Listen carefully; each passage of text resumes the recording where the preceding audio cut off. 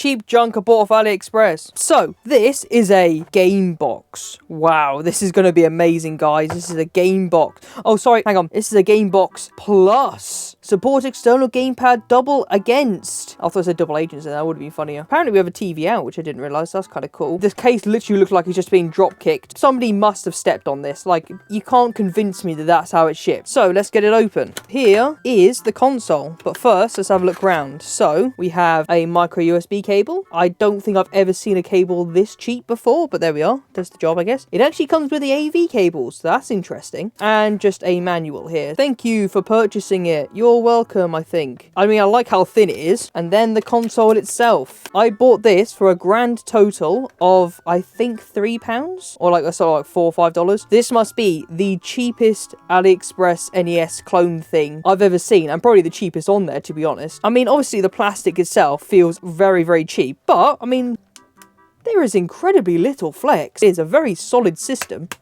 I could quite easily drop that on the floor and it probably wouldn't even break. The buttons, they feel mushy, but actually not that bad. I'm quite surprised. That feels alright. D-pad, yeah, okay, the D-pad doesn't feel that good at all, but again, not as bad as I would have expected. Start and select, they feel fine, honestly. That feels fine to me. So I'm guessing that's the reset button. So there's your volume. Here's the most important part. So you have the on and off switch, micro USB. I'm guessing that's for charging and possibly for loading more games, but probably not. Look at that. That is a replaceable battery, that is. I was not expecting that. You can literally just plonk this thing out. 1000 mAh battery for this, that's actually quite big. This is definitely better than I was expecting hardware wise. So let's boot the system on and see what happens.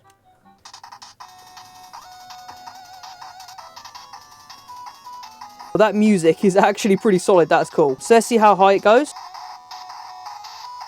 The speakers sound terrible, as you would imagine, but I mean, it does the job. It's £3, what do you expect? Sorry for it overexposing a bit. Let's see if I can get it a bit better. There we go. I don't speak Chinese, so I'm going with English. So here's all the illegally obtained games. And for full disclosure, I don't condone, obviously, piracy or anything like that. Obviously, when you buy the system, do it for the novelty, not to actually play pirated games. Go with, I don't know, let's go with Angry Birds, shall we? Select level. Let's go with level 1, I guess. I mean, this is just Angry Birds. Angle it that way. There we go. Oh, the frame rate. The frame rate. Hey, I got 500 points. I got some points. That's pretty cool. So the screen is pretty terrible, as you would expect, but this costs £3. So all things considered, the colours are actually not that bad. I mean, if you've used an original Game Boy, that's about the quality of screen you get in here. But it is backlit, so that is something that's kind of handy. So let's try Mario Bros 3, because I really like Mario Bros 3. It's probably my favourite out of the three of them. Oh, sorry, my mistake. It's just 3.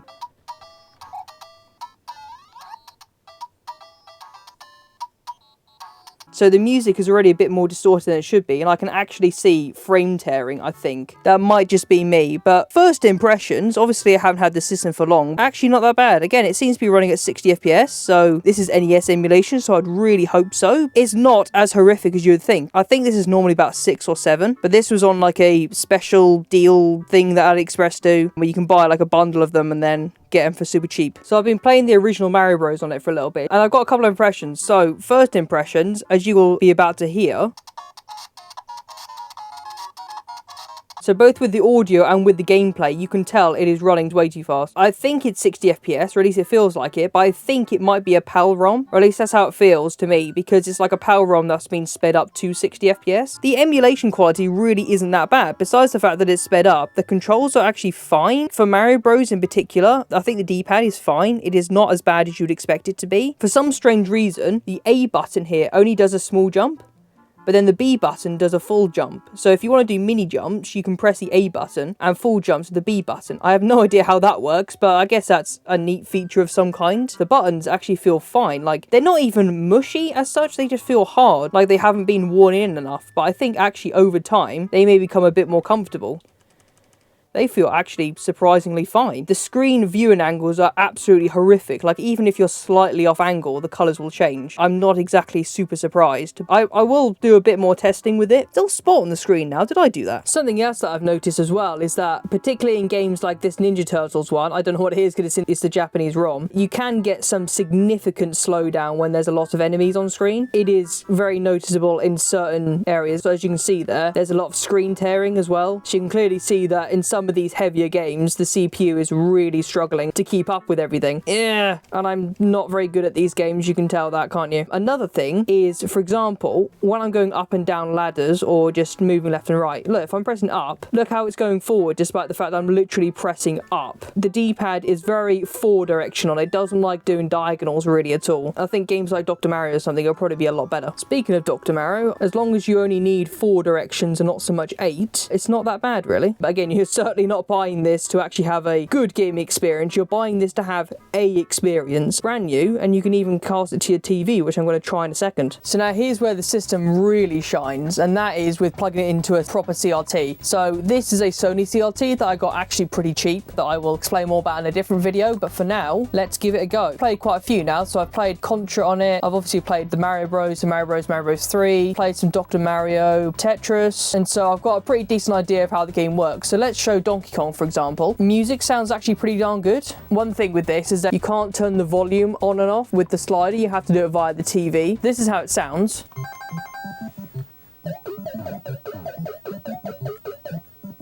So once you're actually playing it through a TV, the audio sounds fine. It's only mono audio, unfortunately. It's not stereo. I don't actually think it really even matters that much. But other than that, this is actually an amazing experience. Like, there are some games where there will be slowdown, but especially some of the easier ones like this to run, it's surprisingly a really good experience. I'm actually really, you know, impressed with it. If you like find a CRT like this for cheap and buy one of these, I mean, if you can't afford like to get a proper NES and all the setup and everything, this is a really good way to get surprisingly close. The image looks surprisingly good even through composite. My hands start to cramp up a little bit after a while. It's a little on the uncomfortable side, but if you're used to a proper Game Boy, like a DMG Game Boy, it's really not that bad. And obviously the picture definitely looks a bit fuzzier. The image looks quite fuzzy with games specifically like Mario Bros. I just fell through a hole there. Because this is a portable system as well, because you can just take this anywhere. You can actually, I don't know if you can have any save data. There's no saves or anything, unfortunately, but you can play this on the go and then come home and play it on your proper CRT, and you're pretty sorted. Even just this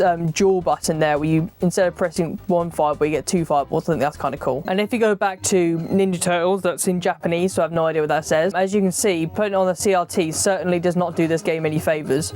It is still very much chugging at well under 30 FPS. I can't tell what the frame rate is exactly, but it is probably around the 20s. What is wrong with the wind? Even NES games will chug on this sometimes, but to be fair, most of the games actually run pretty well. And this costs £3. Like, your cup of coffee probably costs more than this. So for a fully fledged gaming system that you can play a whole bunch of video games on, I'm not complaining. So as you can hear, the screen is off.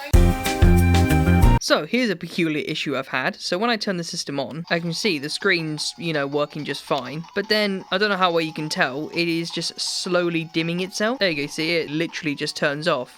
Look at that. And now, without the sound, you wouldn't even be able to tell the system's on. And if I turn it off, and then turn it back on again, it has the same issue. The only way I can solve it, plugging it in. Bit awkward to do one-handed, but